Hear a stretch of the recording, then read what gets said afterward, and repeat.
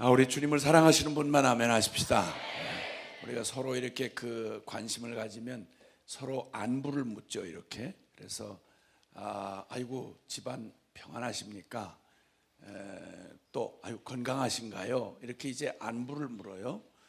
그런 말로 하자면 우리 믿음 안에서 그 살아가는 영적인 삶을 사는 하늘 백성들에게는 그 물어야 될 안부 중에 제일 중요한 안부가 있습니다. 그런 물음을 잘 안 해보셨을 것 같아. 그래서 오늘 처음으로 이제 그런 안부를 서로 묻도록 좀 이렇게 힌트를 드릴게요. 뭘 물어야 될까요?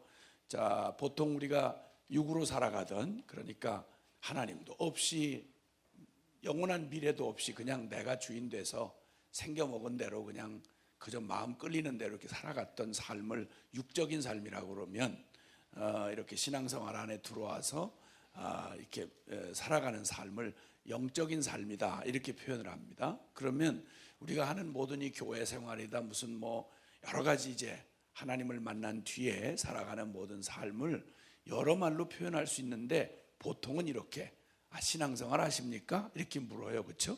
그 말이 무슨 말이냐면 믿음 생활 하시냐 이 말이에요. 그래서 우리의 새롭게 된 삶을 표현할 때 다른 여러 가지로 표현하지 않고 믿음 생활 하십니까? 이렇게 물어요.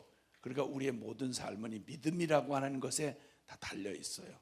하나님과 이렇게 하나님을 이제 하나님에 의해서 살아가는 삶을 살기 시작하면 그러면 이제 우리는 보통 하나님을 이제 기쁘시게 하고 하나님과 동행을 해야 될 텐데 그걸 히브리서 11장 6절에 보면 믿음이 없이는 기쁘시게 못하나니 하나님께 나아간 자는 반드시 그가 계신 것과 그가 자기를 찾는 자들에게 상 주시는 이심을 믿어야 할지니라. 그러니까 믿음이 없이는 하나님하고 교제하는 게 불가능해요. 그러니까 우리의 모든 신앙생활의 핵심이 다른 게 아니라 믿음이에요. 아멘. 그래서 믿음이 없이는 기쁘시게 할 수도 없고 그래서 그분과 같이 동행한다는 건 불가능해요. 그 다음에 로마서 1장 그 유명한 16절 17절에도 보면 모든 사람에게 구원을 주시는 하나님의 능력이 되는 이 복음은 17절 복음에는 하나님의 의가 나타나서 믿음으로 믿음에 이르게 하나니 기록된 바 오직 나의 의는 믿음으로 말미암아 살리람과 같으니라. 아멘.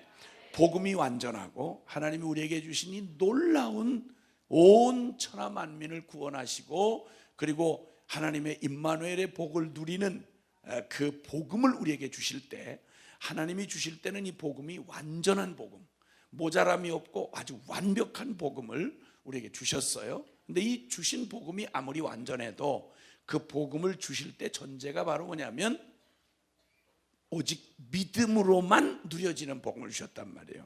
그러니까 복음이 완전하다고 해도 그 복음을 완전한 복음을 주셨다 해도 우리가 그 복음을 누리지 못하는 이유는 복음이 부족해서가 아니라 그 복음을 믿는다는 우리의 믿음에 병이 들거나 믿음이 부실하거나 믿음에 문제가 생겼다 그러면 이 복음의 안에 허락되어진 영광도 능력도 축복도 우리의 것으로 누릴 수가 없어요. 그러니까 사실은 모든 내가 살고 죽는 문제가 영원한 운명의 문제가 믿음에 달려있고 그 다음에 내가 이 땅에서 축복을 누리고 능력을 경험하고 하나님의 임마누엘을 누리는 이 모든 것도 사실은 오직 하나 이 믿음에 달려있는 거예요. 그러니까 안부를 물어야 될 것 중에 제일 중요하게 물어야 될 안부가 혹시 믿음 안녕하십니까? 이렇게 물어야 된단 말이죠. 이게 가장 중요한 질문이죠. 옆에 계신 분에게 우리 서로 안부를 좀 물어봅시다. 믿음 안녕하세요? 이렇게 믿음 안녕하세요? 어떻게 이렇게 뻔뻔스럽게 대답을 잘 하시네. 정말 믿음이 안녕하신지 지금부터 진단을 해보겠습니다. 자, 이제 믿음 검진 시간이 이제 시작이 됩니다. 그래도 믿음에 관한 만큼이야. 그건 뭐 저한테 물을 필요가 있겠어요? 목사님 믿음 안녕하십니까? 여쭤보면 제일 대답을 쉽게 하시기가 어려운 분이 어쩌면 목사님이실 수 있어요. 왜냐하면 오직 믿음으로 나만 아니라 모든 성도를 믿음의 온전한 삶으로 인도해야 되는데 사실 영적 가장 최일선에 서 있는 성직자야말로 믿음 안녕하십니까? 이러면 하루 24시간 분 단위로 초 단위로 믿음의 한 걸음만 비켜나가 버리면 그냥 그 부담과 그리고 그 위험을 이겨낼 수가 없어요. 그래서 믿음에서 믿음으로 해요. 아무리 대단한 KTX 열차라도, 성능 좋은 열차도 레일을 벗어나는 순간 끝이에요. 그렇죠? 예, 그러니까 굉장히 중요한 인사를 하신 거예요. 정말 믿음 안녕하십니까? 금방 이렇게 슬픈 얼굴로 바뀌는 걸 보니까, 아까는 인사를 아주 서로 이렇게 아주 널널하게 그냥 부담 없이 잘 하시던데 갑자기 제가 진지하게 물었더니 조금 심각해지시죠? 네, 맞아요. 믿음 안녕하지 못하면 모든 게 안녕하지 못한 거예요. 믿음 안녕하지 못하면 하나님과 내 관계가 안녕치 못한 거예요. 믿음 안녕하지 못하면 여러분 아무리 기가 막힌 축복 아니라 세상 없는 게 여러분에 주어져도 여러분 가장 불안한 곳에 서 있는 게 되는 거예요. 그래서 이 믿음이야말로 오직 나의 의인은 믿음으로 말미암아 살리라. 그러니 믿음의 부도가 났다. 내가 믿음을 속았다. 난 믿음이 좋은 줄 알았는데 이거 꽝이네. 우리 건강검진하다 놀라는 게 겉으로 밥 잘 먹고 그리고 막 잘 놀러 다니고 이러니까 잠 잘 자고 이러니까 나 무슨 문제 있겠나 하고 갔다가 근데 느낌하고 내 실제하고는 전혀 다른 경우가 많아요. 그렇죠? 나 지금 컨디션 좋은데 교회에서 막 인정받고 나 요즘에 주님하고 아주 깊은 교제를 누리는 것 같은데 능력도 나타나던데 아니요. 그게 다 믿음을 안녕하다고 말해줄 수 있는 보증은 될 수 없어요. 그래서 건강검진 작심하고 가서 받아보면 이게 무슨 일이야? 이게 무슨 날벼락이야? 나로서는 전혀 느끼지 못했던 위험이 나도 모르는 익숙한 습관을 통해서 혹은 나의 식습관이나 생활습관이나 아니면 또 나의 모든 여러 가지 상황들이 내 건강을 좀먹고 있다는 사실을 내가 모르는 거예요. 내가. 더군다나 육신의 건강도 그런데 영적인 건강이야 여러분 우리가 그래서 이렇게 부흥회도 하고 그래서 이렇게 말씀 앞에 서는 특별한 시간들을 갖고 매일 매순간 가장 신경 써야 될 게 바로 나의 믿음 안전한지, 나는 온전한 믿음의 레일 위를 잘 달려가고 있는지 이거 분명히 점검해야 된단 말이에요. 아멘이시죠? 믿음에 실패하면 그건 다 끝이에요. 그러나 믿음에 온전히 서 있다면 상황까지 건 문제 없어요. 왜냐하면 내가 믿는 바 그분이 바로 전능한 주님이세요. 아멘. 그래서 믿음에는 두 가지가 있어요. 믿음을 이루는 두 가지 요소가 있는데 첫째는 믿음의 내용이에요. 믿는데 열심히 뜨겁게 막 확실하게 믿는데 그걸 믿지 말아야 될 걸 믿으면 큰일 나죠. 그렇죠? 사기당하는 사람들이 믿음이 좋아서 사기당하잖아요. 믿음이 열정적이고 막 뜨겁고 막 확실하고 막 그러니까 사기를 당하지. 그래서 믿지 말아야 될 놈을 너무 확실하게 믿으면 믿은 만큼 패가 망신하는 거예요. 그러니까 믿는다라고 말할 때는 우리는 금방 생각하기를 뜨겁다. 믿으면 뜨거운 믿음, 큰 믿음, 이런 우리의 믿음의 현상에 대해서 관심이 많은데 그거보다 더 중요한 건 내가 뭘 믿냐는 거예요. 뭘 믿냐는 거. 잘못된 사상 잘못 받아들였다가 이거 확실히 믿고 자기 일생 내던졌다가 저만 망하는 게 아니라 나라 말아먹은 경우도 많잖아요. 그렇죠? 그러니까 뭘 믿느냐가 내용이 굉장히 중요해요. 교회 안에서 성경 들고 얘기한다고 다 아니에요. 지금 신천지 넘어간 사람들이 뭐 그냥 넘어갔겠어요? 얼마나 뜨겁고 열심히 있으면 신천지 넘어갔겠어. 그렇죠? 이제 신천지는 이미 처음에 속일 때는 성경 가지고 성경풀이 한다고 속였지만 지금은 까놓고 지금 이만이 완전히 교주 아니라 재림주예요. 지금도 아직도 남아있으면 이 사람들은 거기 남아있는 사람들은 혹시 여기 남아있는 사람이 있는지 모르겠는데 있어요? 지금 남아있다고 하면 그 사람 지금까지 한 말 다 사기친 거예요. 뭐 진리를 구하고 뭐 하나님을 믿고 아니요. 어디에 성경에 이만희 삼만희가 재림주가 된다는 얘기가 어디 있어? 이단에 계속 혹시나 몰라서 듣는 얘기는 가능할 수 있지만 그러나 거기 퍼질러 앉아있다는 얘기는 이미 벌써 다른 내용을 기대하고 있기 때문에 그런 거예요. 다른 내용을 기대하고 있기 때문에. 통일교 처음에 난리를 칠 때 성경 가지고 들어왔어요. 천부교회 박태선이 처음 남대문교회 장로였어요. 막 성령의 역사가 나타나고 기적이 나타나고 난리도 아니었어요. 어마어마하게 헌금이 막 헌금 보따리 그 어려울 때 금반지 금귀걸이 막 있는 대로 다 빼다 바치고 난리도 아니었어요. 그러다가 완전히 귀신 들어가 가지고 그 쥐가 하나님이라고 해요. 천부교, 쥐가 천부야. 죽어서 부활한다고 난리 쳤는데 지금 썩어서 지금 못 일어나고 있죠. 죽어서. 그런데 여전히 거기 다른 이익이 있거든요. 처음에는 믿음 따라서 간다고 했던 성도라고 했던 사람들이 그 속에 있던 정욕이 덧치돼 가지고 거기 못 벗어나요. 거기 돈 모아 가지고 사업 크게 했거든요. 신앙촌이니 무슨 옛날에 신앙촌 그러면 신앙촌 간장부터 시작해서 사업을 크게 했어요. 돈 어마어마하게 벌었죠. 통일교 어마어마하게 돈 벌었어요. 그러니까 처음에는 하나님 이름 팔고 거기 갔는데 그 다음에는 족쇄에 딱 걸려서 먹고 사는 일에 걸려서 못 나오죠. 뭘 믿었는지는 반드시 가보면 금방 드러나요. 그러니까 정신 번쩍 차려야 되는 게 내가 뜨겁게 믿는다, 뭘 받았다 이러는데 뭘 믿느냐 내용이 중요한 거야. 그러니까 믿음이 안녕하십니까? 라는 말은 그럼 우리가 믿어야 될 근거는 뭐예요? 영원한 유일하고도 영원한 살아계신 하나님의 말씀이에요. 아멘?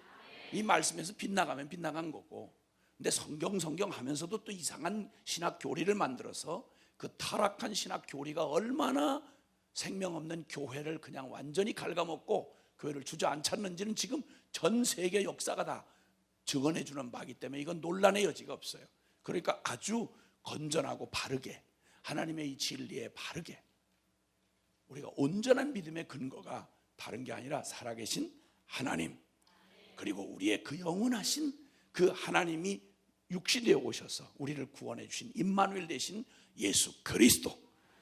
아멘. 아멘. 믿는 내용이 아주 중요하고요. 그 다음에 두 번째는 믿음의 실제성이에요. 믿는다고 말하는데 말만 따라하는 거냐, 아니면 진짜 믿는 거냐. 여러분 그냥 말로만 믿는다고 하는 말 얼마든지 립서비스로 할 수 있죠. 그렇죠? 안 믿어요. 그러면 다 믿죠 할렐루야. 그러면 안 믿어요.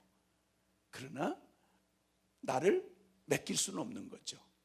죄송하지만 따라합시다. 나를 움직일 수 없는 믿음은 결코 믿음이 아니다. 아멘.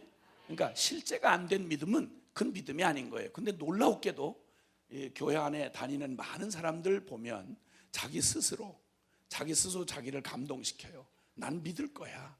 그럼 믿을걸? 난 분명히 천국 갈 거야. 갈걸? 이러면서 자기를 확신시켜요.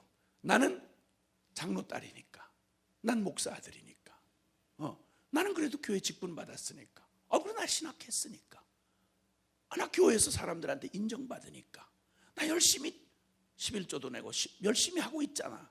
여러분 이런 것들 어느 것도 그 자체가 우리의 믿음의 근거가 될 수는 없어요. 물론 믿음의 아름다운 행위의 열매로서 있을 수는 있겠지만 그 자체가 믿음일 수는 없어요. 얼마든지 다른 동기로도 얼마든지 그렇게 열심히 할 수 있으니까. 그래서 이 두 가지, 믿음은 첫째는 내용이고 둘째는 실제성이에요. 근데 이것이 정말 안녕한가, 그게 살아있는 참된 믿음인가 라고 하는 것입니다. 근데 성경 안에는 이렇게 많은 사람들이 아주 노골적으로 진리를 거부하고 하나님을 아예 내치고 그냥 난 그냥 내 길 간다 이렇게 가는, 아주 까놓고 대놓고 가는, 그게 다 우리도 과거에 그랬었죠. 그런데 그런 사람들이 있는가 하면 그냥 누구보다도 열심히 하나님을 믿는다고 그러고 그렇게 열심히 성경을 연구하고 열심히 또 남을 가르치고 이러는데 정작 다른 사람도 아니고 예수님에게 직접 넌 믿는 자가 아니야, 넌 네 믿음은 상관없어, 이렇게 주님 앞에 그렇게 내침을 받았던 주님이 괜히 그러시겠어요? 아닌 걸로 속일 수가 없죠. 주님은. 자, 그래서 그 주님께서 정말 크게 칭찬한 믿음을 말씀하시면서 믿음인 건 줄 착각하고 살았는데 믿음이 아니었던 사람들을 주님께서 매섭게 질타하시고, 왜냐하면 회개하라고. 주님께서 네 믿음 안녕하지 않다, 너 믿음 잘못된 거야 라고 말씀하시는 주님의 아주 분명하고 확실한 주님의 그 논거가 여기 지금 성경 안에 증거가 되어 있습니다. 아멘. 그 중에 주님께서 정말 기뻐하시면서 칭찬받은 믿음을 우리가 한번 한 곳에서 보게 될 것인데요. 그래서 오늘 이 저녁에 우리 말씀의 이 주제의 제목은 내 믿음이 크도다. 아멘. 내 믿음이 크도다. 아멘. 믿음 없이 살아간 사람은 아무도 없어요. 뭘 믿어도 믿고 살아가요. 지 자신을 믿든지 아니면 사기꾼 말을 믿든지 아니면 자기 경험과 통박을 믿든지 다 나름대로 다 믿고 살아가요. 문제는 여기서 말하는 문제는 우리의 진정한 영원히 믿어야 될 바로 살아계신 하나님과 그 진리를 믿는 거예요. 아멘이시죠? 자, 그러면 마태복음 8장 5절에서 13절 말씀인데요. 마태복음 8장 5절에서 13절 찾으셨으면 같이 읽겠습니다. 시작.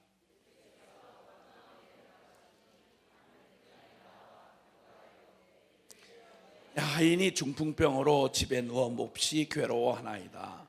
이르시되 내가 가서 고쳐주리라. 백부장이 대답하여 이르되 주여 내 집에 들어오심을 나는 감당하지 못하겠사오니 다만 말씀으로만 하옵소서. 그러면 내 하인이 낫겠사옵나이다. 나도 남의 수하에 있는 사람이요 내 아래에도 군사가 있으니 이더러 가라 하면 가고 저더러 오라 하면 오고 내 종도로 이것을 하라 하면 하나이다. 예수께서 들으시고 놀랍게 여겨 따르는 자들에게 이르시되 내가 진실로 너에게 이르노니 이스라엘 중 아무에게서도 이만한 믿음을 보지 못하였노라. 또 너희에게 이르노니 동서로부터 많은 사람이 이르러 아브라함과 이삭과 야곱과 함께 천국에 앉으려니와 그 나라의 본 자손들은 바깥 어두운 데 쫓겨나 거기서 울며 이를 갈게 되리라. 예수께서 백부장에게 이르시되 가라 내 믿음대로 될지어다 하시니 그 즉시 하인이 나으니라. 아멘. 아멘. 아멘. 자, 여기 주님께서 이만한 믿음을 내가 이스라엘 사람 중, 여기서 이스라엘 사람이라고 하면 다 태생적으로 모태신앙을 말하는 거고, 모태신앙이란 원튼 원치 않게 다 믿는 사람이라고 합쳐서 계산하는 사람을 모태신앙이라고 그런다. 그렇죠? 맞죠? 그 집 믿는 집이에요. 그런데 아버지는 잘 믿는데 아들은 아주 개기고 안 믿는 그런 놈이 있을 수 있잖아요. 그럴 때 다른 사람들이 말하길 그 집 믿는 집 사람들이에요. 그 집 사람들 다 믿어요. 이렇게 얘기한단 말이에요. 그러니까 도매금으로 믿음에 팔려간 불쌍한 사람들을 모태신앙이라고 그런다. 이렇게 보통 얘기를 하죠. 태어나면서부터 취사 선택 없이 내가 뭐 믿고 싶어서 믿어? 그냥 엄마 아빠 어떻게 다 태어난 게 예수 믿는 집에 태어나가지고 말 배울 때부터 하나님 하자부터 해라 이래가지고 알파벳 순서도 없이 그냥 그대로 하나님 하자부터 배워서 그냥 보지도 못한 하나님을 날마다 먼저 말 입을 띄자마자 배운 게 기도하는 거였잖아요. 그렇죠? 엄마의 그 극성에 하나님 밥 주셔서 고마워요 이렇게 했잖아. 그렇죠? 하나님을 본 적도 없고 엄마가 다 갖다 주면서 이 정신병 같은 얘기를 계속 입력을 시켜주니까 어려서부터 뭐 저항할 기회가 없잖아요. 왜냐하면 모든 주권이 엄마한테 달려있고, 만약 그럴 때 하나님이 어디 있어? 이랬다가는 하루 금식이잖아요. 그러니까 아무 소리도 못하고 어렸을 때부터 그냥 하나님은 살아계시겠지 뭐, 하나님이 줬다고 그러니까 준 거겠지 뭐, 날마다 이 어려운 정신적 괴리를 이겨내면서 나중에 결국 나이 먹고 이제 좀 대학쯤 들어갈 때쯤 되면 이제 그때부터 엄마 아빠한테 개길 때쯤 되면 나 싫다 이거 안 나간다 엄마 신앙이지 내 신앙이나 이거 이러고 개기는 시절이 오면 이제 그때 비로소 독립을 계속 시도하지만 안 돼요. 철돌 들고 나면 대학 좀 가고 사회생활 해보세요. 어차피 조직에 묶여 있어요. 그렇기 때문에 여러분 몸부림쳐도 그 교회라는 조직을 벗어날 수 없다는 슬픈 사실을 깨닫게 될 거예요. 그래서 나중에 믿음이 있어서 오는 게 아니라 조직 때문에 할 수 없이 교회로 돌아온 이상한 끄실른 탕자들이 많이 교회 안에 있어요. 그리고는 이상한 확신을 갖게 돼요. 나는 어쩔 수 없이 운명적으로 모태신앙이기 때문에 자기는 자동으로 천국을 갈 수밖에 없을 거라는 거야. 아무리 개기고 이래도 결국은 천당을 갈 수밖에 없다는 거야. 왜냐하면 내가 지금까지 들은 바의 말씀을 뭐 하나님이 없다 이걸 어떻게 증거를 댈 수가 없으니까 확실히 믿어지는 건 아니지만 그렇다고 부인은 못해. 고로 믿는 거 아니야? 뭐 이런 착각에 있는 모태신앙들이 많아요. 많아. 우리 여기에 오늘 밤에 오신 분들은 그런 분들은 안 계시겠지 뭐. 안 계실걸? 안 계실 거야.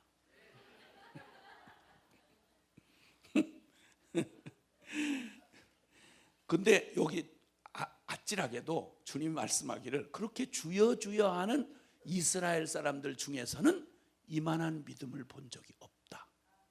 주님이. 이걸 오늘날 표현으로 말하면 그렇게 열심히 있고 막 예배드리고 난리를 치는 교회 안에서는 이만한 믿음을 찾아보지 못했다. 이 사람이 누구냐면 이방인이에요. 이방인. 그때 당시 이방인 그러면 이 사람들은 유대인처럼 그렇게 막 어렸을 때부터 아주 본토배기로 자기 그냥 어렸을 때부터 그냥 문화 자체가 이런 신앙적인 문화니까 자기들 조상 얘기가 다 성경 얘기니까 늘 습관과 문화가 다 종교의식하고 연관된 거니까 절기를 지켜도 우리처럼 뭐 추석 명절 무슨 명절 이런 게 아니고 그 사람들은 절기를 지켰다 그러면 그 사람들은 다 신앙행위예요. 6월절부터 시작해서 초목절이니 뭐니 절기가 다 성경 내용하고 해서 싫어도 그냥 유대인으로 살아가면 저절로 성경 절반은 저절로 알고 있는 거야. 그러다 보니까 우린 저절로 하나님 백성 아니야? 우린 저절로 믿는 사람 아니야? 근데 놀랍게도 주님이 이런 거하고 아무 상관없이 이방인 전혀 다른 로마의 문화에 젖어 살았던 사람 이방인인데 옆에서 옆치기로 그냥 이렇게 유대인들하고 붙어서 유대 땅에 파견돼서 와서 사니까 이 사람들 마냥 듣는 얘기 듣고 날만 이 사람들은 그 얘기를 하면서도 충격을 전혀 안 받아. 유대인들은 하나님은 전능하시고 유일하신 하나님이라는 거야. 천지를 창조하셨대. 이 말을 하는데 이 사람은 로마 신화에서 그런 걸 들어본 적도 없는 거야. 듣고 보니까 이게 뭐야? 아니 저게 만약 사실이라면 자기는 충격인 거야. 세상에 그런 하나님을 믿어? 와 이러는데 그 말을 하는 정작 이스라엘 사람들은 전혀 뒷집 강아지 이름 하나 부르는 것만큼도 하나님의 이름의 비중을 요만큼도 안 두는 거야. 그냥 문화야. 그냥 떠들고 얘기를 하는데 농담 삼아 말을 하는데 그 얘기를 그냥 사도신경 마냥 오늘날로 말하면 우리가 사도신경을 말하는데 전혀 전능하사 천지를 만드신 하나님 천지 만들었다는 얘기 감격 감동이 눈꼽만큼도 없어. 하나님 없는 사람하고 똑같은 짓하고 하나님 없는 사람처럼 똑같이 염려하고 하나님 없는 사람처럼 똑같이 헷갈리고 살고 그러면서 말은 어마어마한 거창한 말을 토해낸단 말이야. 이방인이 보기에 이상하다. 저 사람들은 저 말하는 내용하고 저 믿는다고 말하는 내용하고 사는 꼴을 보면 나는 그 얘기를 그냥 한두 가지만 들어도 가슴이 오그라붙을 정도인데 뭐 이런 충격을 받고 산 사람이 이방인 백부장이었어요. 그런데 주님이 그의 믿음을 보시면서 여러분 그 믿음을 보시면서 야 이만한 믿음을 난 이스라엘 중에서 본 적이 없다라고 정말 감탄을 하고 충격을 받으신 그런 모습으로 인정해 주신 게 바로 이 이방인 백부장의 믿음이었어요. 자 여러분 이 크고 위대하신 하나님과 그 약속을 믿으면 그 믿음 자체가 그게 큰 믿음이에요. 내용 자체가 어마어마하니까 그 믿음이 큰 믿음이란 말이에요. 자 그런데 주님이 여기서 말씀하신 이 얘기부터 먼저 듣고 볼 필요가 있는데 자 이방인인 문화적으로 환경적으로 하나님을 알거나 또 성경의 내용을 배울 수 있는 기회가 거의 없었던 로마의 백부장이 그냥 파견돼 와서 그 땅에서 살다가 아니 옆집 사람들이 믿는 이 유대인들이 그냥 형식적으로 믿는다고 말하는 그 말만 듣고도 충격이 돼가지고 그는 그 사실을 그대로 그냥 단순하게 받아들였어요. 하나님이 전능하시다니까 와 그럼 못하는 일이 없으시다는 얘기네. 그분이 사랑이라니까 와 그럼 그분 사랑이면 결론이네. 뭐 이렇게 해서 그렇게 단편적으로 들은 내용만 핵심적인 내용만 보고도 그 사람이 지금 보이는 이 믿음의 반응은 그대로 실제였어요. 그대로 실제. 이건 너무 당연한 거예요. 큰 믿음도 아니고 당연한 거예요. 간단히 말하자면 그 사람 너무 사랑하는 종 로마인에게 노예라고 말하면요, 오늘날 우리가 남의 집에 가서 이렇게 봉사해주는 직원 이거하고는 달라요. 노예는 짐승과도 똑같아요. 그냥 주인의 소유예요. 근데 이 로마의 백부장이 로마인의 정서로는 잘 안 맞게 그 노예를 너무 사랑하는, 종을 사랑하는 종이 있는데 중풍 맞았어. 중풍 맞은 거 보니까 나이 먹은 종이야. 짐작하건대는 중풍 맞았으면 옛날로 말하면 전혀 쓸모없는, 돈 가치가 없어요. 이러면 노예는 그냥 버리는 거예요. 물건이니까. 근데 이 사람이 일반 로마인하고 상상할 수 없도록 그 종을 얼마나 사랑했던지, 그 종이 병난 걸 가지고 자기가 늘 듣고 들어왔던 얘기, 충격적인 예수님이라는 분이 가버나움에 오셨다는 얘기를 듣고 그 사람에게 친구들을 보냈어요. 이 똑같은 기사가 누가복음 7장에 기록이 되어 있는데요, 거기는 좀 더 자세하게 로마 백부장에 대해서 얘기를 하는데, 이 사람이 유대인들을 위해서 회당을 지어줘요. 점령군의 군인인데 그 식민지 사람들을 위해서, 그 사람들 종교를 위해서 회당을 지어줘요. 요즘 말로 하면 성전 지어줬다 이 말이에요. 그리고 이 사람이 경건하다고 유대인들이 인정했어요. 이방인인데 경건했다. 그러니까 그냥 옆으로 들으면, 이방인은 성전 못 들어가거든요, 직접.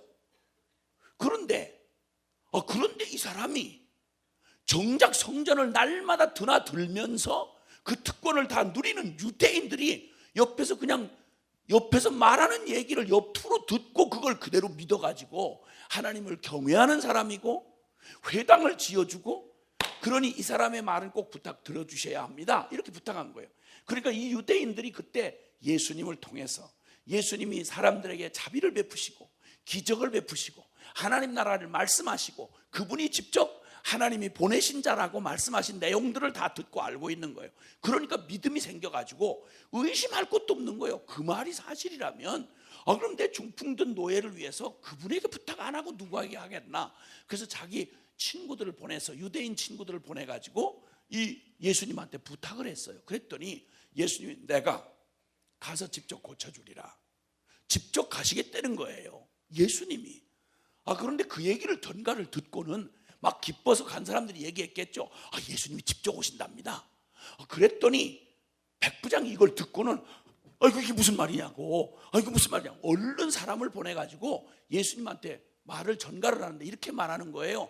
아니, 내가 듣기로 당신은 하나님의 아들이라고 내가 들었는데, 로마의 황제가 나한테, 만약에 백부장인 쫄병인 나한테 로마 황제가 직접 납신다 이렇게 얘기하면 저 심장 쳐서 죽습니다. 근데 당신은 로마의 황제 정도가 아니라 하나님의 아들이시라는데, 아니 나 같은 죄인의 집에 당신이 직접 온다 하면 내가 감당이 안 됩니다. 이 사람 진짜 믿은 거 아니에요, 그렇죠? 그렇죠? 이 말을 전하는 유대인들은 이거 진짜로 안 믿었거든요. 근데 이걸 진짜 믿고는 막 심장이 떨려가지고 정말 놀래가지고, 오지 마옵소서, 당신이 직접 오시는 걸 제가 감당을 못하겠습니다. 그리고 부탁드리오니 말씀만 하옵소서. 왜냐하면 나 백부장입니다. 오늘 한국 군인 체계로 말한다면 보통 중대장, 대대장 이 정도 생각한다고 치면 그런 사람인데, 아니 내 말 듣고도 100명의 부하가 있는데 백부장 말을 듣고도 부하들이, 로마의 군인들 명령에 살고 죽는데 오라 하면 오고 가라면 갑니다. 백부장 정도의 말을 듣고도 말에 권세가 있어서 가라면 가고 오라면 오는데, 당신은 만왕양 만주의 주 하나님의 아들이라고 그러시면서 직접 나설 이유가 뭐가 있으십니까? 그냥 거기서 말씀만 하옵소서, 말씀만 하옵소서. 내 말도 권세가 있어서 오라면 오고 가라면 가는데, 아니 당신께서 말씀하시면 그건 그대로 이루어지는 거 말고 다른 게 어디 있겠습니까? 이거 어린아이 같은 믿음이잖아요. 실제 믿음이잖아요. 살아있는 믿음이잖아요. 이 말을 들으시고 주님이 너무 감동이 되신 거예요. 만약 주님이 반응하시기를, 아이고야, 야 무슨 믿음을 그런 식으로 믿냐, 그래서 뭐 어떻게 됐는지는 가서 보고 살펴보고 이렇게 어떻게 해도 손을 얹든지 뭘 얹든지, 그래도 그놈도 믿음이 생기고 나도 좀 할 수 있고 그런 거지. 아니 뭐 믿는다고 그게 대책 없이 믿어가, 아니 말만 하라 그러면 거리에 원격으로 그렇게 말만 한다고 그게 낫는다고, 얘 부담되네, 야 믿음이 아주 대책 없다, 야 너. 아니 무슨 믿음을 그런 식으로 믿냐, 야 나 이런 일을 처음 보네, 나 진짜 당황스럽네, 이렇게 말씀하셨을까요? 오늘날의 종교 지도자들 같은 그렇게 얘기했겠죠. 그런데 예수님 그렇게 말할 필요가 없어요. 왜냐하면 진짜 하나님이시니까. 아멘. 너무 기뻐하시면서 야, 이마다한 믿음을, 이런 믿음을, 이거 당연한 믿음인데 이런 믿음을 내 백성 이스라엘 사람들 중에서 내가 본 적이 없다. 얼마나 서글픈 얘기예요. 그리고는 주님께서 네 믿음대로 될지어다. 그 말씀 하시자마자 그 시로 그 말씀하신 그 시간에 그 멀리 쳐다보지도 않으신 그 중풍병자가 백부장의 종이 그대로 나았더라. 할렐루야. 이거 천하의 당연한 일 아니겠어요? 근데 여러분, 이 당연한 믿음이 주여 주여 하던 이스라엘 백성 중에서는, 성경을 끌어안고 연구하는 사람들 중에서는 이 믿음을 보지 못했다. 얼마나 슬픈 얘기예요. 자, 그 얘기가 실제 성경의 역사에, 여기에 신약 성경에 주님 사복음서에만 여러 부분 이 서글픈 얘기가, 주여 주여 하는 사람들에게서 볼 수 없는 이 믿음의 얘기가, 부도난 믿음의 얘기가 여러 곳에 실제로 나타나고 있어요. 먼저는 여러분 요한복음 3장 3절에 보면 찾지 마세요. 빨리 찾지도 못하면서. 그래서 제가 그냥 믿으세요. 내가 주소를 얘기할 테니까. 응? 시간이 없기 때문에 그래요. 여기도 조금만 늦으면 또 졸아요. 또 이 밤에, 이 늦은 밤에 글쎄 12시가 넘었는데 이걸 길게 하면 어떻게 되겠어요? 그러니까 내가 빨리 얘기를 할 테니까 찾지 말고 그냥 듣기만 하세요.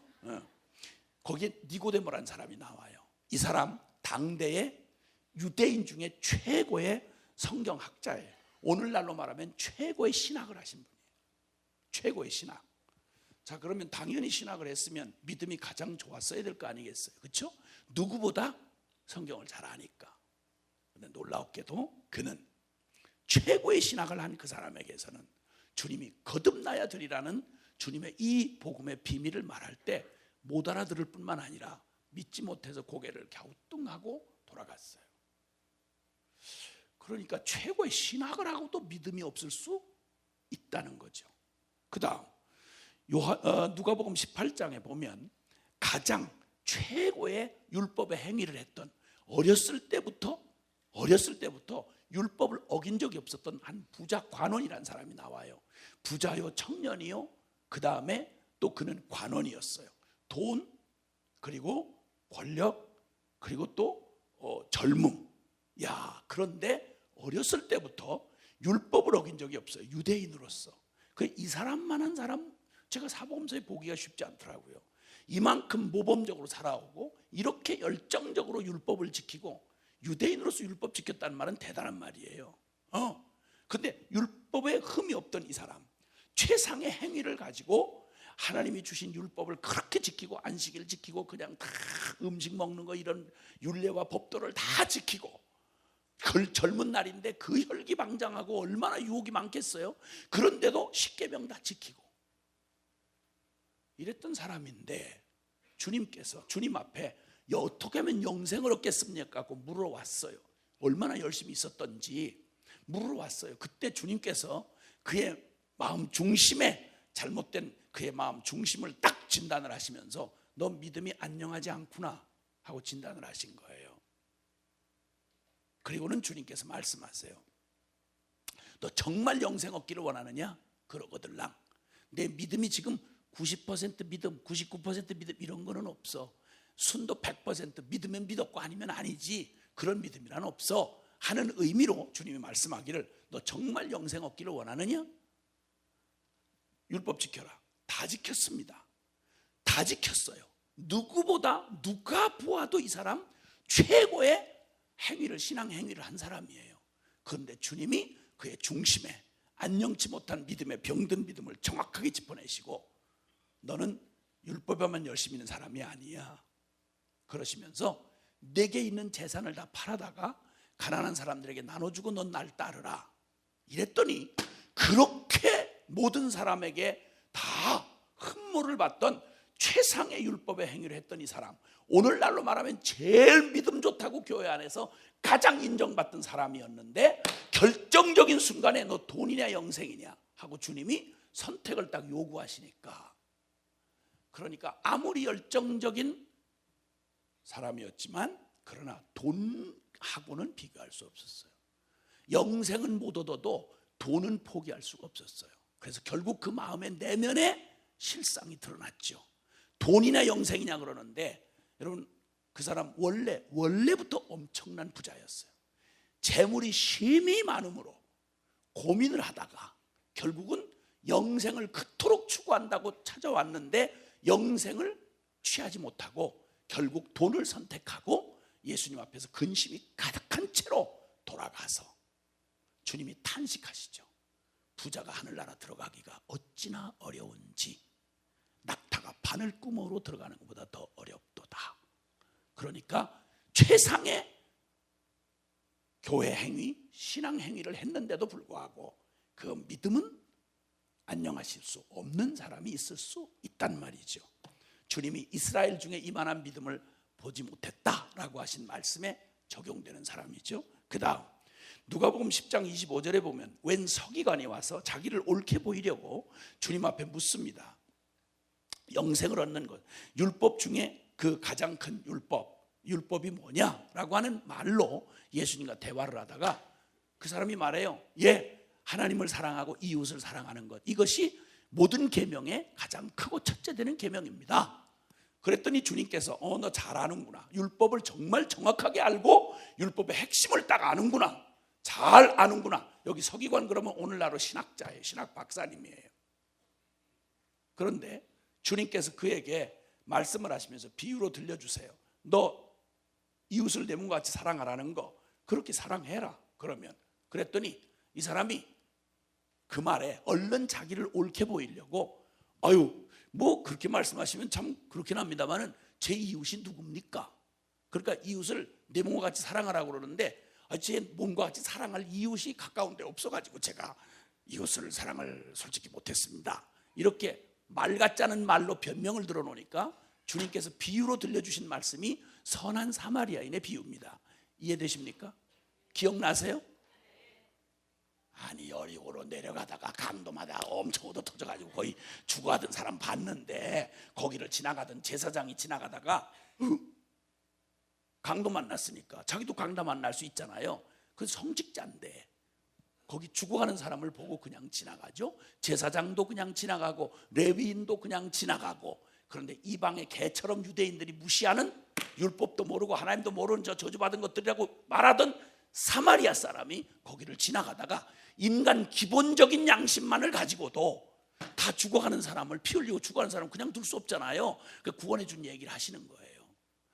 율법은 그만둬 놓고 하나님은 그만둬 놓고 인간 기본적인 양심으로만 해도, 선한 양심만 해도 강도 만나 죽어가는 사람을 그걸 못 본 척하고 그냥 가지 않는데, 율법의 최고되는 율법을 가장 실천하고 가르친다고 하는 제사장이, 서기관이, 레위인이 그렇게 가르치고 이미 침이 튀도록 가르쳤던 그 말씀 현장에 딱 가니까 난 지금 바쁜데, 난 부정타면 안 되는데, 그러고 그냥 지나간 제사장, 그냥 지나간 레위인, 그리고 이 말을 묻고 말장난하는 서기관, 이 사람들 최고의 성직자들이에요. 최고의 성직으로도 믿음을 찾아보지 못했다 이 말이에요. 사랑하는 여러분, 자, 최고의 신학으로도, 최상의 행위 속에서도, 최고의 성직으로도 거기에 믿음이 없을 수 있다는 거예요. 그러니 끔찍한 얘기죠. 그렇죠? 그 다음에 여러분, 마지막으로 최고의 증거, 믿지 않을 수 없는 최고의 증거를 가지고도 믿음이 없을 수 있어요. 그게 바로 누구냐면, 여러분, 천하의 역사 이래로 예수님 이전에도 이후에도 없었던 예수님을, 말씀이 육신에 직접 오신 예수님과 3년 반을 같이 지내면서 함께 먹고 마시고 울고 웃고 기적을 보고 직접 기적을 또 베풀기도 하고 주님의 말씀을 직접 들었던, 그러니까 여러분, 역사상 12제자보다 더 특혜를 누린 사람 없었죠. 그렇죠? 12제자가 못 믿으면 누가 믿겠어요? 근데 12제자 중에 가룟 유다 나왔다는 거 아세요? 12제자 중에 여러분, 가룟 유다 나왔다는 거 아시죠? 12제자. 증거가 모자라서 가룟 유다가 그랬을까요? 아니요. 여러분, 가룟 유다가 역사상 모든 인류 가운데 예수님이 살아계신 하나님의 아들이며 그 복음의 진술을, 십자가 부활의 복음의 진술을 직접 예수님에게 들었고, 그리고 직접 기적을 행했어요. 그 사람도 귀신도 쫓아내고 병도 고치고 직접 했던 사람이에요. 그런데 똑같이, 여러분, 베드로와 가룟 유다가요 똑같이 닮은 사람이에요. 12제자 중에 둘이 가장 닮았어요. 왠지 아세요? 이 모든 것 주님의 직접 부르셨죠. 가룟 유다도 부르시고 베드로도 부르셨어요. 그렇죠? 직접 말씀을 직접 배웠고요, 직접 기적을 보았고요, 직접 기적을 행했고요. 그리고 치명적인 건 둘 다 직접 예수님을 팔았어요. 베드로도 부인했어요. 베드로가 부인한 건 가룟 유다가 예수님 팔아먹은 거하고 다를 게 하나도 없어요. 유대인의 상식으로 말하면 저주, 맹세, 부인을 했어요. 3번을 주님 앞에서, 유대인으로 말하면 완벽하게 예수님을 완벽하게 배신한 거예요. 그것도 예수님 바라보시는 바로 그 현장에서 닭이 2번 울기 전에 3번 네가 나를 부인하리라, 그대로 부인했어요. 가룟 유다하고 똑같은 비참한 실패를 경험한 사람이에요. 둘 다 똑같이. 그런데 말이죠, 근데 베드로와 가룟 유다가 달라요. 천국 지옥만큼 갈라졌어요. 최고의 증거를 똑같이 부여받았는데, 그런데 베드로는 그 실수 끝에도 그는 회개를 했어요. 아멘. 근데 가룟 유다는 실수 끝에 그가 잘못한 행동을 알고 죽을 것 같은 자책감에 머리를 쥐어뜯고, 그냥 나중에 돈을 갖다가 은 30냥을 그냥 제사장님들, 그 개기름 번지르한 제사장님들한테 그냥 은전을 갖다 내던지면서, 나 이거 잘못됐다고, 내가 한 건 잘못됐다고, 그분은 이렇게 할 분이 아니라고 그러면서 발악을 하지만, 야 자식아, 네가 한 거 네가 받아 임마. 그리고는 완전히 이용당하고 팽당한 다음에 자기를 용서할 수가 없는 거예요. 죽을 것 같은 자책감으로 막 어찌할 바를 모르다가 나중에 거의 자기를 거의 부서뜨리듯이 자책감을 가지고 후회하고, 그 사람 계속 끝까지 난 잘 팔아먹었다, 예수님 은30에 잘 건졌다, 이렇게 안 했어요. 천하의 가장 격렬한 후회를 한 사람이에요. 후회했어요. 기억하세요. 회개와 후회는 달라요. 회개와 후회는 전혀 달라요. 아멘. 그러니까 근본적으로 가룟 유다의 모든 따라한 말, 고백하고 배우고 뭐 다 기적 베풀고, 근데 그에게 믿음은 없었어요. 그게 뭘로 밝혀지느냐 하면, 베드로는 그 실수한 끝에 자책감에 시달릴 때도 주님이 와서 마지막 물은 요한복음 21장에 가서 보면, 이 사람들보다 네가 나를 더 사랑하느냐고 물으실 때 그는 입이 10개라도 대답할 수 없는데도 불구하고 그는 존재적인 고백을 해요. 예, 제가 주님을 사랑하는 줄, 실수하고 배신하고 팔아먹은 거, 분명히 나도 나를 용서할 수 없을 만큼 실수한 거 알지만, 주님, 그럼에도 불구하고 내가 주님을 사랑하는 줄 주님이 아십니다. 그의 생명의 실제가 된, 존재가 된 믿음이었어요. 근데 가룟 유다는 한 번도 그 모든 일에 감동받고 따라하고 흉내냈지만 한 번도 마음 중심으로 하나님을 사랑해 본 적은 없는 놈이에요. 모든 흉내 다 낼 수 있어요. 여러분 신학도 공부하시고 예배당에 나와 직분도 받으시고, 그리고 여러분 얼마든지 이런 데 와서 막 감동적인데 한때 감동에 취하실 수도 있어요. 그런데 마음 중심으로 나의 전 존재가 되도록 받아들여 본 적이 없는 그런 불행이 있을 수 있어요. 믿음이 안녕하지 못한 거예요. 그리고 그는 아마 절벽 쪽에서 그랬겠죠. 나무에다가 자기 목을 매달고, 그냥 목을 매단 정도가 아니라 자기를 거의 내던진 것 같아요. 그래서 목을 매단다고 했는데 그게 뚝 끊어져 가지고 절벽 아래로 추락해서 배가 터져서 창자가 흘러 쏟아져 나왔다고 성경이 기록해요. 제가 너무 잔인한 표현을 이렇게 한다고 이상하게 날 바라보지 마세요. 나도 이런 잔인한 표현을 싫어해요. 나도. 근데 성경이 그렇게 나온 거 사실인데 어떡해. 이렇게 최고의 증거를 가진 사람도 믿음이 아닐 수가 없었어요. 더할 데 없는 신학 지식, 율법과 제사, 성직, 증거 다 가지고도 역사하는 믿음이 될 수 없다 이 말입니다. 살아있는 믿음이 아닐 수 있다 이 말입니다. 자, 그런데 도대체 이 최고의 신학과 최상의 행위와 최고의 성직과 최고의 증거를 가지고도 갖기가 어려운, 진짜가 되기 어려운 믿음이라면, 아이고 누가 이런 믿음을 갖나? 아니요. 오히려 어린아이 같은 믿음일 때, 믿음이야말로 가장 원초적이고 가장 쉬워요. 아멘. 그걸 이방인을 통해서 할 수 있어요. 이 사람 대단한 신학 공부한 사람 아니에요. 이 사람 원래 성전에 드나들 수 있는 권한도 없어요. 그냥 옆에 다른 사람들 간접적으로 들은 거예요. 근데 그 들은 얘기를, 이 사람 이방인이 보이는 이 반응을 한번 보세요. 그는 유대인 사회 속에서 그들이 말하는 하나님과 예수님의 증거를 듣는 순간 그는 말하기를, 야, 예수 그리스도는 하나님이시구나. 그들이 전해준 말이니까, 와우, 그런 분이 여기 오셨어? 그런데 그가 말씀하셨고 그가 행하셨다는 기적과 그 말씀의 이야기를 전해 들으니까 그냥 의심할 여지가 없는 거예요. 아니 생각해 보세요. 태초 이래로 누가 나면서부터 소경된 사람이 눈을 띄운 사람이 있어? 누가 있겠냐고. 그런데 예수님이 나면서부터 소경된 사람 눈을 띄웠단 말이에요. 아니 하나님의 기적이 분명한데 하나님이 죄인의 말을 들으실 리는 없잖아. 그럼 분명히 하나님이 인정한 분이 분명하잖아요.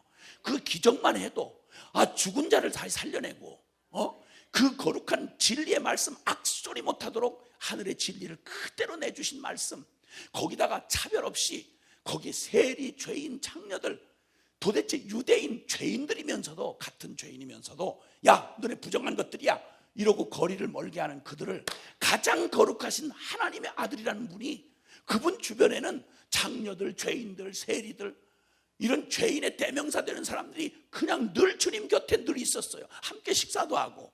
이건 충격이었어요. 이건 그 당시에 문화로는 이해할 수가 없는 것이 아주 파격적인 일이었어요. 그걸 통해서 그는 알아요. 하나님이 사랑이시구나. 아멘.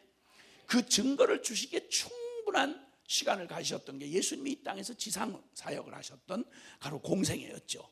그래서 그는 알았어요. 예수님은 하나님이시다. 두 번째, 당신은 능치 못하심이 없다. 말씀만 하시면 능히 병을 고칠 수 있는 분이다. 이 믿음이 어디서 생겼겠어요?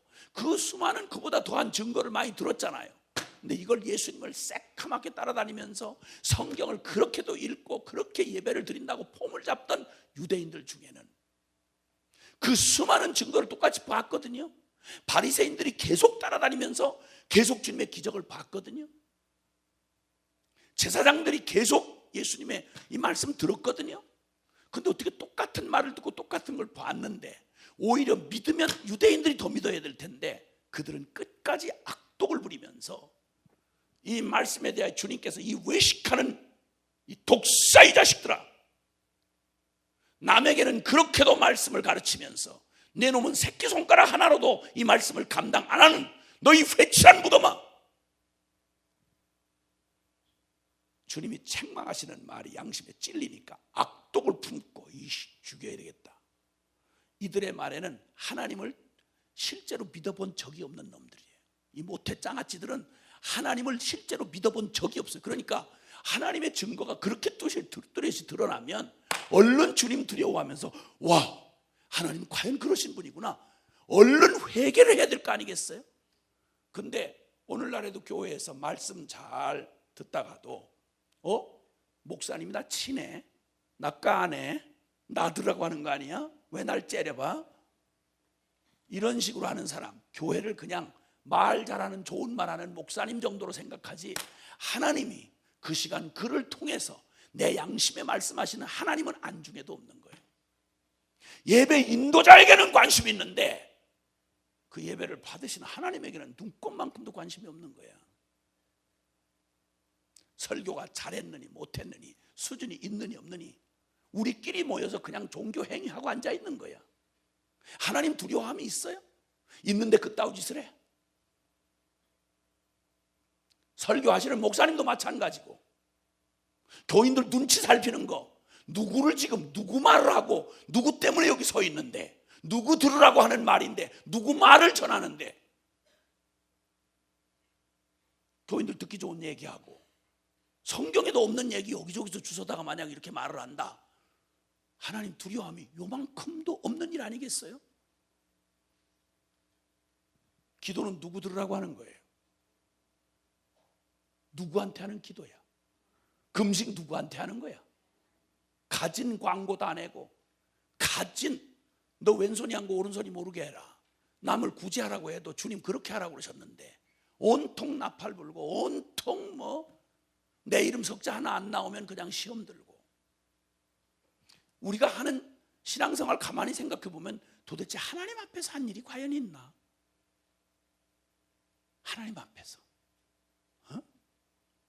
근데 이 이방인인 백부장이 어린아이 같은 심령으로 그대로 그냥 받아들이는 거예요. 그리고는 충격을 받고 그는 자신을 너무나 그 하나님을 알게 되니까, 그분이 하나님이라는 것과 그 진리의 말씀을 듣고 보니까 누가 설득시키지 않아도, 누가 말하지 않아도 자기가 아는 거예요. 여기 지금 예수님한테 한 태도를 보면 금방 알 수 있어요. 나는 피조물입니다. 당신이 하나님이라면 나는 피조물인 게 분명하잖아. 그러니까 나는 피조물입니다. 가라면 가고 서라면 서고 살라면 살고 죽으라면 죽는 창조주신 당신의 주인이 당신이시지, 당신은 나의 삶의 주인입니다. 누가 신학적으로 안 가르쳐도 그분이 온전히 믿어지면 저절로 나는 그분의 피조물이라는 게 저절로 믿어지고. 아멘, 아멘. 날 막 좋은 설교로 날 설득시키라 이게 아니고, 주님이 정말 말씀하셨냐 그러면 그분이 하나님 말씀이라는데 더 따지고 설명을 요구할 필요가 뭐 있겠어요. 그분이 아이라면 아이고 기라 하면 긴 거지. 아멘. 살라면 사는 거고 죽으라면 죽는 거지. 네가 죄인이라 그러면 죄인이고 구원받아라 그러면 구원받는 거지. 아멘. 그 다음에 두 번째, 그는 나는 감당 못할 죄인입니다. 하나님이 거룩하시고 그 유대인들이 말하는 율법 10계명이 사실이라면 나는 앞을 보고 뒤를 보아도 나는 죄장아찌입니다. 난 죄인 놈입니다. 하나님 앞에 감히 설 수 없는 죄인입니다. 거룩하신 당신이 내 집에 온다 그러면 내가 감당을 못합니다. 내가 어떻게 감당합니까? 난 자격이 없는 자입니다. 그러면서 그런 세 번째, 사랑하는 종을 그분에게 부탁하면 그분이 들어줄 거라는 확신을 어디서 얻었겠어요? 예수님을 통해서 그 소식 들은 거 아니겠어요? 그 죄인들, 율법으로 말하면 부정 타가지고 아야 상대도 못하고 하나님 앞에 버림받은 이방인하고 버려졌어야 될 텐데, 예수님의 하시는 모습을 들어보니 이방인에게 너 죄사함 받았다고 그러시고 귀신을 쫓아내 주시고 죄인과 세리들을 환영해 주시고, 나는 의인을 부르러 온 게 아니라 죄인을 불러왔다고 그러고, 그러니까 그는 그 말을 그대로 받고 감격 자체인 거예요. 그러니까 나 죄인 줄 분명히 알지만 오 하나님, 당신의 은혜를 강청합니다. 불쌍한 내 사랑하는 종을 주여 긍휼히 여겨 주옵소서. 여러분, 이게 실제가 된 믿음이다 보니까 대단한 최고의 신앙을 가지고도, 최고의 행위를 하고도, 그리고 최고의 성직에 있으면서도 최고의 증거를 받고도 믿음이 요만큼도 없었던 이스라엘 중에 이런 믿음 내가 찾아보질 못했다. 근데 너 진짜 믿음 크도다. 이 믿음은 특별한 믿음이란 말이 아니라 너무너무 당연한데 이 믿음을 찾아보기가 쉽지 않은 거예요. 우리가 너무나 완벽하게 타락한 사람들이에요. 본성적으로 하나님을 받아들일 수 없는 바로 우리의 본성이 있기 때문에 믿는다고 말하면서도 실제는 아닌 거죠. 이 너무도 당연한 믿음, 하나님은 살아계시고 그 하나님의 아들이신 예수 그리스도는 사랑이시고 그가 말한 모든 구원의 진리는 사실이고 그는 은혜를 베푸시는 분이고 나는 자격 없는 죄인이고, 그럼에도 불구하고 그분의 은혜 아니면 여기 소망이 없으니까 그분에게 나아가서 하나님의 은혜를 구하는 나는 죄인입니다. 여러분, 이 사실을 교리적으로 모르는 사람 어디 있어요? 이것만 만약에 실제로 믿었더라면 백부장 같은 믿음이 우리 모두에게 있었어야 될 거 아니야. 아멘. 아멘. 이 감격 말이에요. 주님이 내게 오심을 내가 감당 못할 죄인입니다. 그러나 당신의 은혜 없이는 나를 살 수가 없는 당신의 피조물입니다. 하나님은 거룩하시고 나는 기가 막힌 소망 없는 죄인입니다. 이 사실이 어린아이처럼 실제로 마음으로 받아들였더라면 우리 삶에 혁명이 일어나지 않겠어요? 아멘. 그런데 주님이 이 당연하고 쉬운 믿음을 주여 주여 하는 이스라엘 백성들 모태신앙에게서는 찾아볼 수가 없다라고 말씀하신 이 탄식. 누가복음 18장 8절에는 주님이 이렇게 말해요. 말세에 내가 믿음을 보겠느냐. 마지막 때에 이 사악하고 완악한 이 시대의 마지막 때에는 내가 이 살아있는 이 믿음을 내가 보겠느냐라고 말하는 거예요. 누구에게 하시는 말씀이에요? 성도들에게 하시는 말씀이에요. 오늘 이 밤에 저는 여러분에게 도전하지 않을 수가 없어요. 왜 우리 어마어마한 이 진리를 가지고 이 엄청난 복음 십자가 부활의 복음을 가지고 온 인류를 구원할 만한 어마어마한 능력을 가지고 있는 교회가, 이 모든 죄악을 사하시고 구원하시는 이 엄청난 거룩의 능력을 가진 교회가 오늘 왜 이렇게 능력이 나타나지 않나? 왜 우리의 삶은 안 바뀌나? 이 어마어마한 사도신경 신앙 고백을 한다 그러면서 매년 우리의 교회의 모습을 들여다보면 저와 여러분의 모습을 보면 어떠냐고요? 이거 안녕한 거예요? 우리의 신앙 고백과 우리의 삶이 지금 일치해요? 맞아요? 이게 믿는 사람의 모습이에요? 이 거창한 고백을 하는 우리 젊은이들의 모습이에요, 이게? 도대체 기도의 능력은 어디서 우리가 볼 수 있는 거예요? 이 거룩의 능력은 도대체 어느 누구에게서 볼 수 있는 거예요? 뻑하면 별 볼 일 없는, 똑같이 음탕하고 똑같은 이 세상 문화에 휩쓸려 가지고 똑같이 음란하고 똑같이 통박 굴리고 똑같이 시기, 경쟁, 분쟁하고 똑같이 교회에서 싸움질하고 나뉘고 터졌다 그러면 입에다 담을 수도 없는 성직자들의 성적 타락, 교회의 싸움질, 세상으로부터 기가 막힌 비난을 받으면서 뭐라고 말도 할 수 없는 교권 경쟁, 세상에 주님의 이름을 걸고 총회 석상에서 칼질을 하고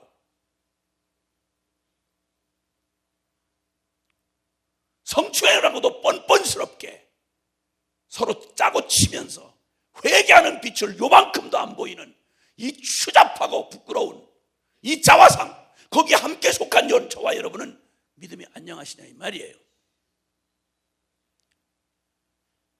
나라가 이렇게 위기에 처해 있는데도 한 목소리를 내고 이 위기를 넘어설 만한 하나된 행동이 나올 수가 없는 거예요. 지금 다 확인이 안 된 건데 아마 곧 확인하게 될 텐데, 방금 전에 급하게 누군가 기도 요청을 하면서 이렇게 얘기하더라고요. 좌파 단체 25개 단체가 지금 길거리에 나서 가지고 우리가 지금 남북 간 관계 정전 협정이 돼 있어요. 그 말은 전쟁이 끝나지 않았고 정전 잠깐 멈췄다 이 말이에요. 이 정전 협정 때문에 지금 미군이 여기 주둔하고 있어요. 그런데 이걸 평화협정으로 바꾸라는 거예요. 그래서 지금 서명받고 있답니다. 아무것도 모르는 노인네들, 젊은이들, 객기 부리는 젊은이들, 뭐 아무것도 평화 좋죠, 전쟁. 여기다 사인을 하면 무슨 얘기를 하는 거 하니? 이걸 평화협정으로 바뀌면 계속 이거 좌파들이 지금까지 계속 미군 물러가라고 했던 얘기에 요 변칙된 수작이에요. 근데 이거 모르고 사람들이 막 사인하고 있대 지금. 이거 만약에 해서 이 여론 가지고 또 청와대는 거긴 다 그거 바라던 사람들이 앉아 있으니까 이거 국민들의 뜻입니다. 이거 만약 이렇게 해서 미군 철수하는 순간 요 똑같은 전철을 받았던 월남 같은 경우는 곧바로 공사가 됐습니다. 미군 빠지고 나면 그럼 이제 무슨 배짱 가지고 자존심 부리고 여기 이 땅에 버텨날 수 있겠어요? 소련하고 중국은 완전히 같은 패인데 거기는 멀리 태평양 올 필요도 없어요. 그냥 바로 위에서 밀고 내려오면 되니까. 김정은이 밑에서 그렇게 살아보는 게 그렇게 소원인지, 나라가 이 지경으로 지금 가고 있는데도 기도 좀 하자고 해도 기도할 사람이 있나? 옳고 그르고를 떠나서 까짓 거 그까짓 거야 무슨 또.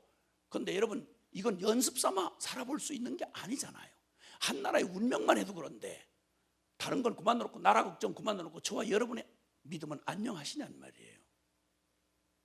억지로 끌어다가 간신히 갖다 놓고 은혜 좀 받아달라고 사정을 하면서 간신히 말씀 전하고 막 온통 사정을 하듯이 해도 믿을까 말까 딱 버티고 앉아있는 이상하고 괴이한,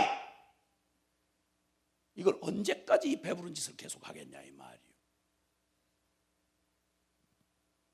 이렇게 외칠 날도 그렇게 썩 많이 남아있다는 생각이 들질 않아요. 왜냐하면 이제는 돌이키지 않으면, 이제는 무슨 날이 오는 거 아니? 양식이 없어 기근이 아니요, 물이 없어 기갈이 아니라 하나님의 말씀을 찾아 복음을 듣고 싶어서 동으로 남으로 북으로 서로 아무리 쫓아다녀도 이제는 말씀을 얻을 수 없는 날이 올 것이라고 주님 아모스에 약속하셨어요. 주님의 말씀은 한치도 빗나간 적이 없어요, 역사상. 이 믿음, 부도난 믿음을 다시 돌이키지 않으면 결과는 뻔해요. 불신이 가져오고 하나님을 거절한 우리의 결과는 연구하고 뭐 정치학적으로 무슨 군사학적으로 머리 돌릴 이유도 없어요. 그냥 받아놓은 밥상이에요. 왜냐하면 우리를 사랑하시기 때문에 매를 때려서라도 돌아오셔야 되니까, 우리를 구원하셔야 하니까. 제발 이런 일은 잊지 말아야 될 터인데, 오 하나님 우리를 긍휼히 여겨 주옵소서.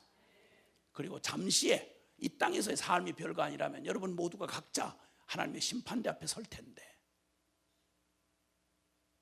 마지막 날에 주님 만나는 날에 내가 너를 천국에 들여보낼 이유가 뭐냐? 왜 들여보내야 된다고 생각하냐? 아, 저 장로 딸인데요. 이렇게 해서 들어갈 수 있는 천국이라고 생각합니까? 나 목사 아들인데요.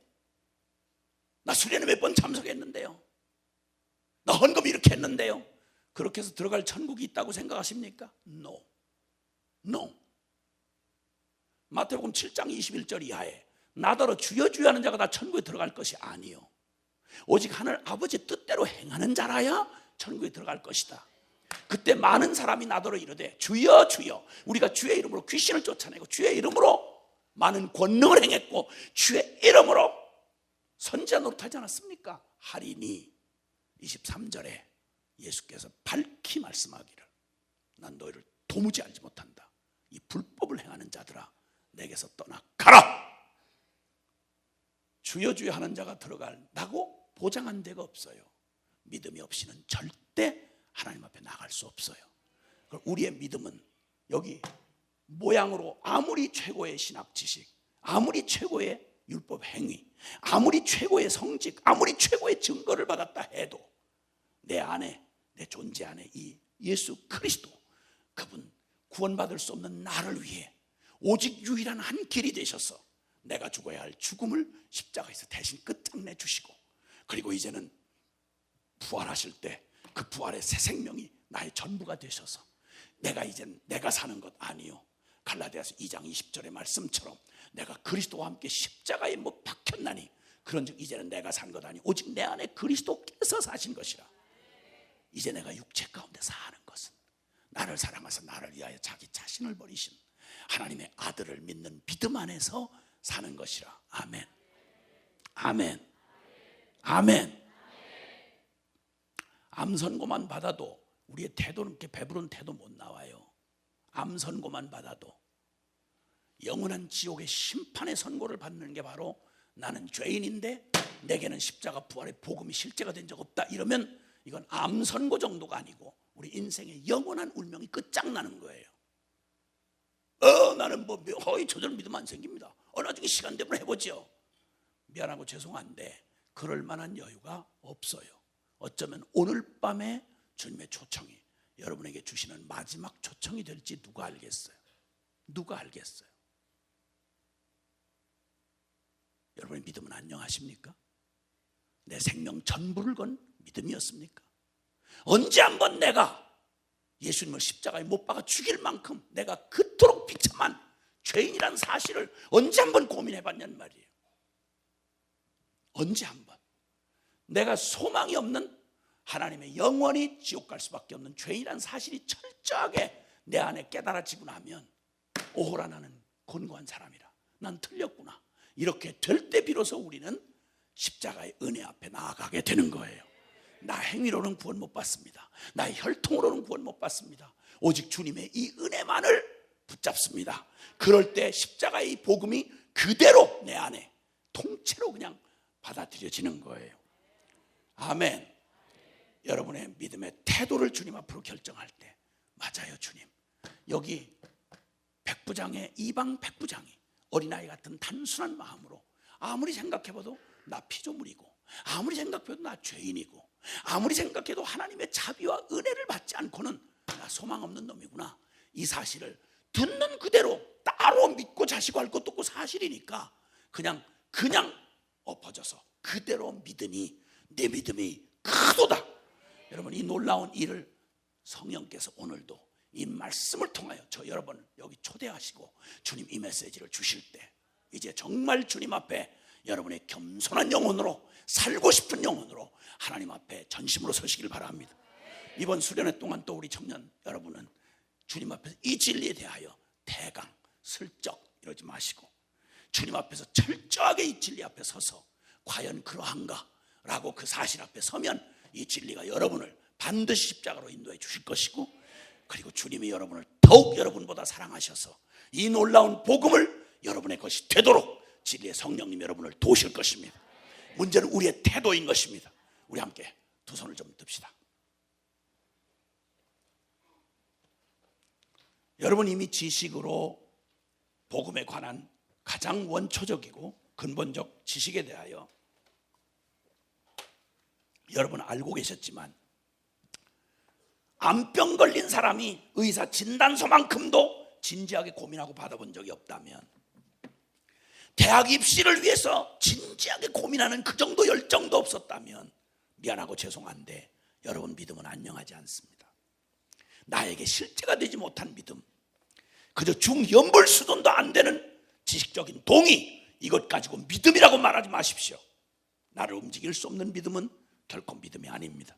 오늘 이 시간 주님 앞에 이 믿음이 온전하게 순전하게 받아들이지 않는 우리의 중심의 문제를 성경은 말합니다. 너 두 마음을 품었다고, 너는 두 주인이 있다고, 너는 세상을 사랑한다고. 예, 그러기 때문에 이 엄연한 진리를 순전하게 받지 못하는 거예요. 우리가 온전한 믿음으로 나가지 못하는 게 우리 내면의 부자 관원처럼 내면의 그 병든 우리의 심령을 보여주는 증거예요. 두 손을 들은 것은 여러분 이제 숨기지 아니하고 하나님 내 영혼을 정직하게 비춰주옵소서. 이 두 마음 품은 음녀 같은 마음, 하나님도 좋고 세상도 좋고 두 주인을 삼아서 여전히 내가 주인이면서 주여 하는 이 모순, 세상을 사랑하면서도 주님 사랑한다고 말하는 이 입술의 가증한 고백, 주님 이거 숨길 수 없이 이 말씀을 듣는 중에도 여러분의 양심이 가만히 안 있을 거예요. 맞아요 주님, 그렇습니다 주님, 내 심령을 불쌍히 여겨 주옵소서, 내 영혼을 긍휼히 여겨 주옵소서, 그리고 주님 살려주시옵소서, 그리고 이 복음 앞으로 내가 달려나가게 하옵소서. 우리 다 같이 주여 간절히 부르고 통성으로 기도합니다. 주여, 주여.